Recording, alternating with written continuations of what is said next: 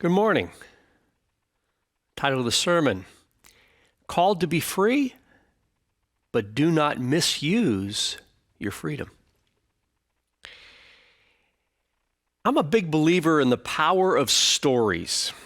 That includes stories in the form of books, but also stories put to music. In fact, there are a handful of secular songs, plenty of religious songs, but plenty of secular songs that have deeply impacted my life and my faith.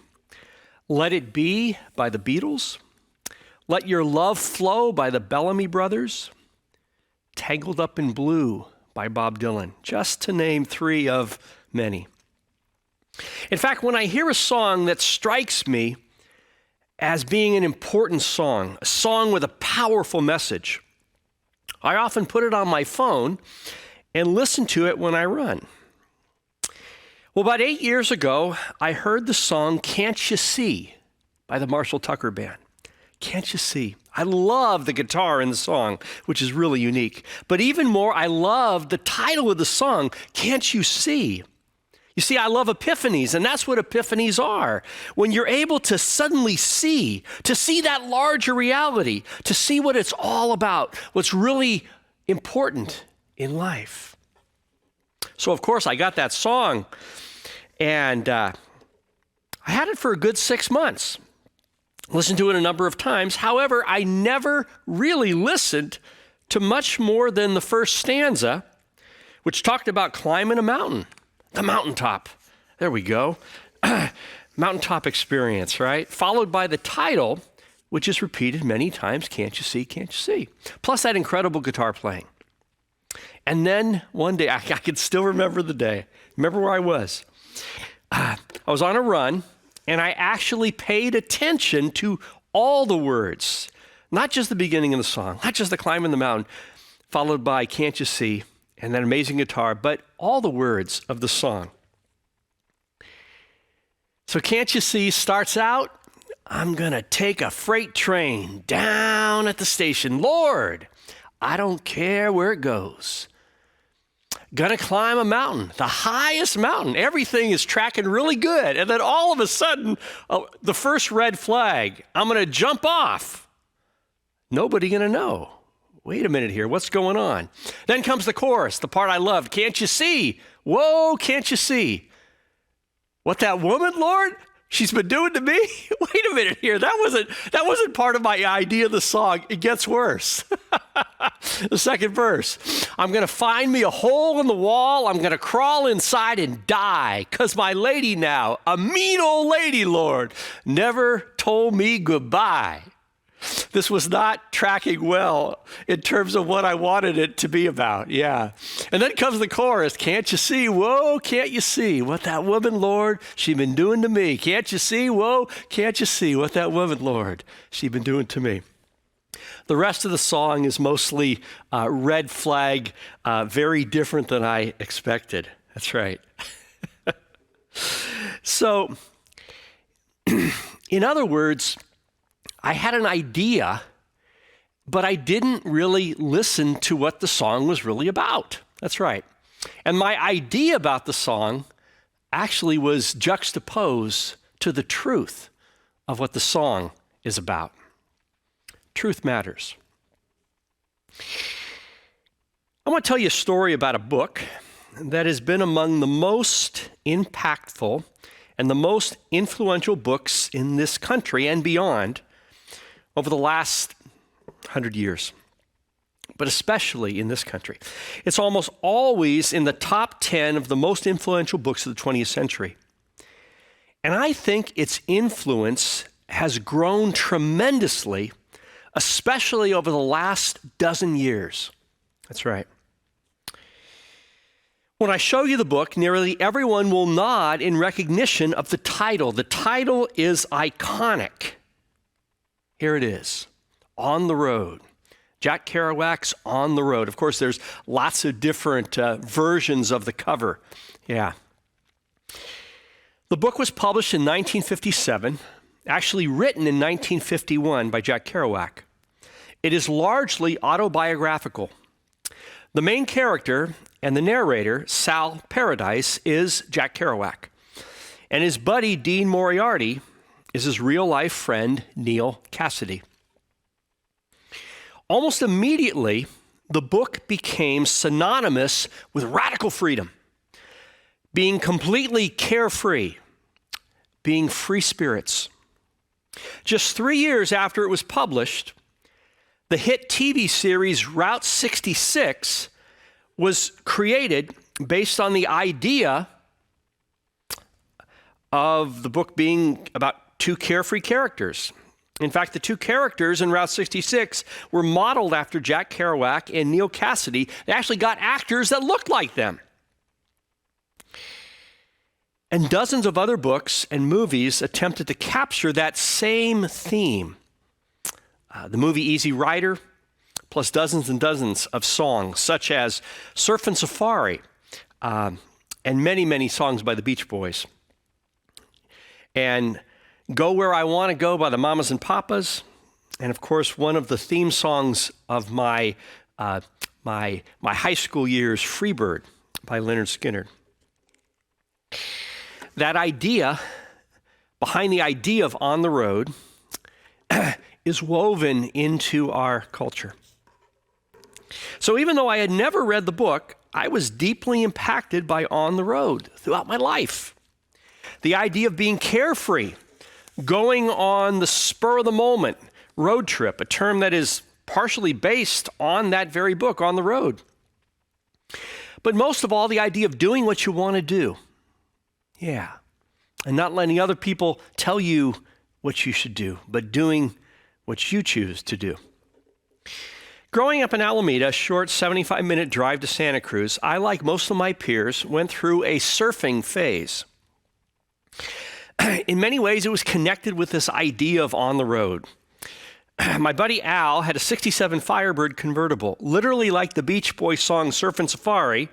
We would load up our Woody, Al's 67 Firebird, with our boards in back and head out singing our song.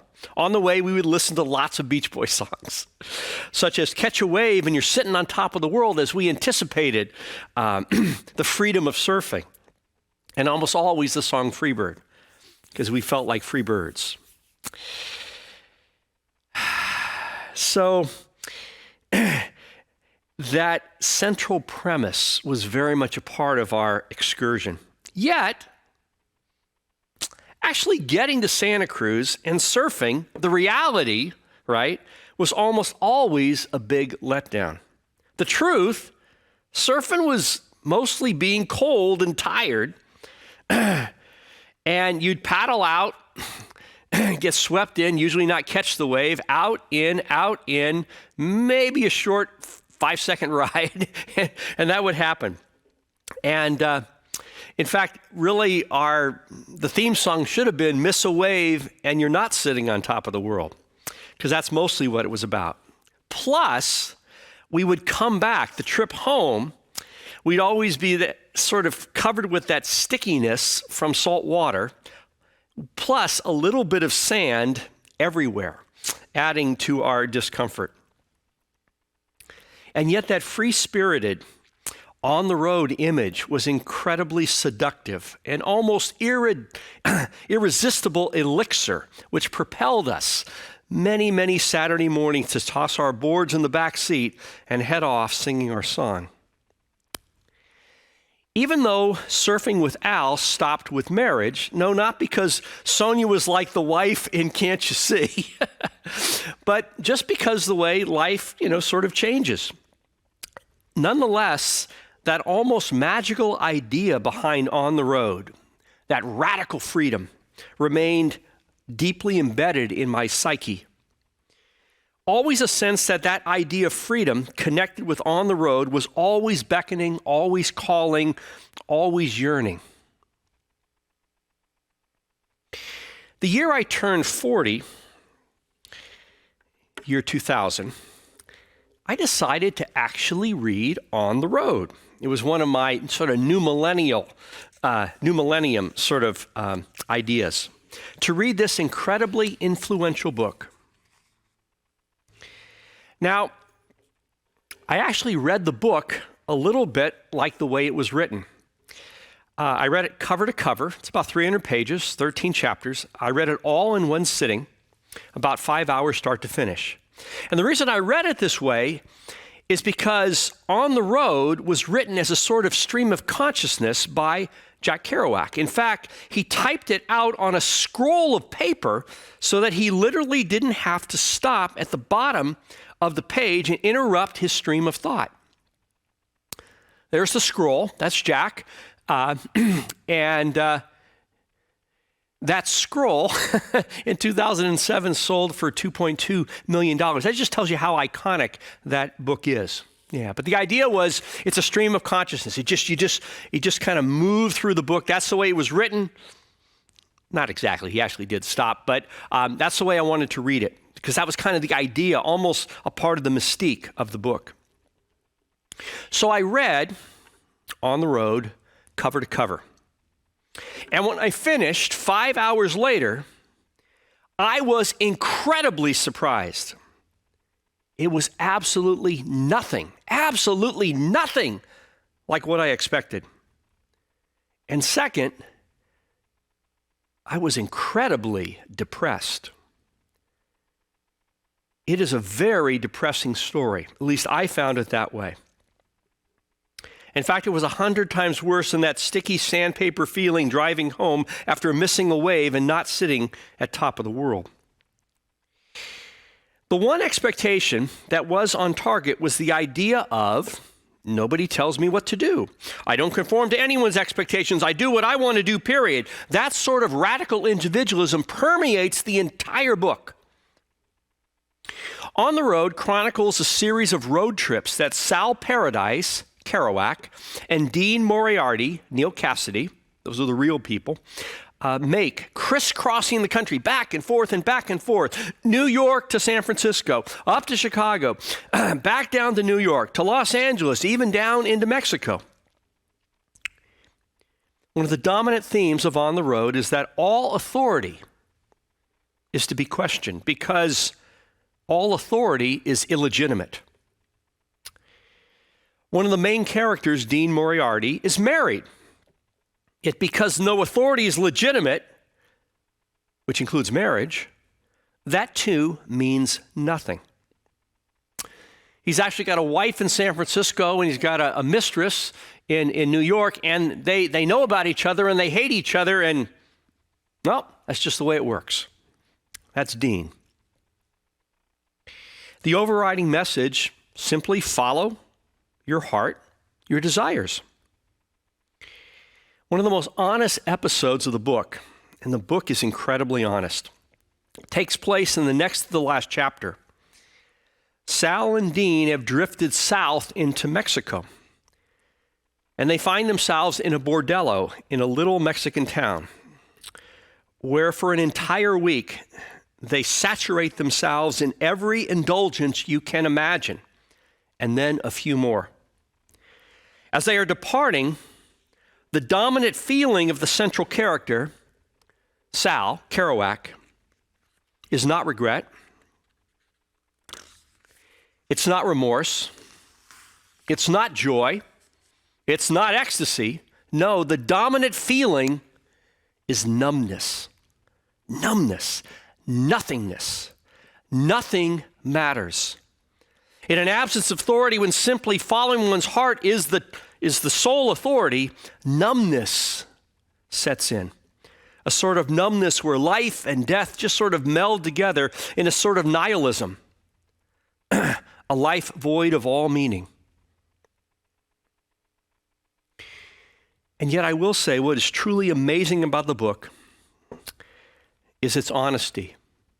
Jack Kerouac may be one of the most honest writers ever.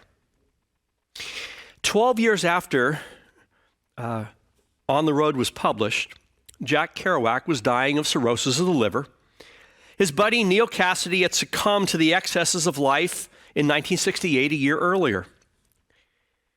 Jack Kerouac at that time was among the most famous writers in the world, and he remained incredibly honest.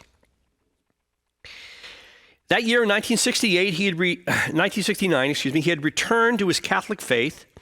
He moved back home with his mother, And he hated, detested being referred to as the father of the countercultural movement. When asked if his book was responsible for the breakdown of authority that happened in the 1960s and the celebration of that idea of radical freedom, nobody tells me what to do, Jack would respond, "Have you read the book?" He would often add an adjective that started with the letter F. Have you read the book? Do you see what it says? Look at Neil. He's dead. Look at me. My body's imploding. The cultural idea of the book is juxtaposed to the truth of the book. And for Jack Kerouac, truth is really, really, really important. He would say, I seek to live and believe in the truth of On the Road rather than the erroneous cultural idea of On the Road.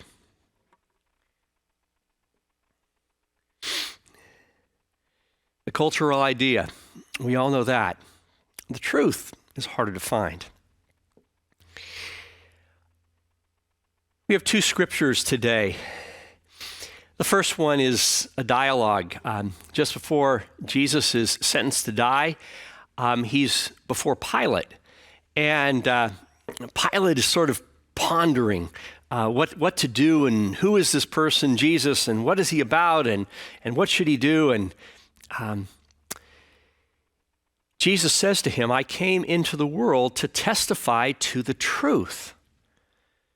Everyone who belongs to the truth listens to my voice. That's what I'm about. And in a phrase that may almost have been tongue-in-cheek, you never know what it means. Pilate responds, what is truth? Yeah, what is truth? Yeah. Paul picks up the truth of freedom. You know, freedom's a pretty important word, isn't it? The concept of freedom is incredibly important in our life, in our faith, in our understanding of what's important in life. So I want to get it right? The truth of freedom. Paul writes about extremely well in our other scripture for the day. He writes, you, my brothers and sisters, were called to be free. But do not use your freedom to indulge the flesh. Rather, serve one another humbly in love. For the entire law is fulfilled in keeping this one command: love your neighbor as yourself. If you bite and devour each other, watch out, or you will be destroyed by each other. The title of the sermon, is this idea that comes out of the truth. Yeah, the truth of freedom that Paul talks about in those words we just read. Called to be free, but be careful that we do not misuse that freedom. I fear we're at a dangerous moment in our culture and in the world in which this idea of freedom has really become sort of convoluted. In some ways, we have taken the idea behind On the Road, the cultural idea, the celebrated idea, not the truth of the story, but the idea, and we've made it a dangerous idol, a false god. That idea that the highest good, that what our lives are about, is nobody telling me what to do. That somehow that is what it's all about. That's not what it's all about. That's right. What you find in On the Road is when that radical freedom of nobody tells me what to do becomes that false god. I believe the truth is found in that book. And it's found in that deep sense of meaninglessness, a sort of nihilism, in which that radical individualistic freedom has become our God. Truth matters. The truth of On the Road is not a glorification of nobody tells me what to do as being the highest good, the epitome of how life works best. Yeah, that's not the way life works best. Yeah. And I don't care whether we're dealing with the pandemic or dealing with any other cultural norms, this idea that somehow any authority that tries to tell me what to do is to be fought, and that's what my faith is about? That's what my religion is about? That's what Jesus talking about freedom is about? That's absurd. But that absurdity has been confused.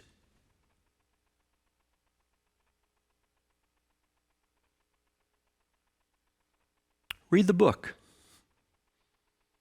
Read the book.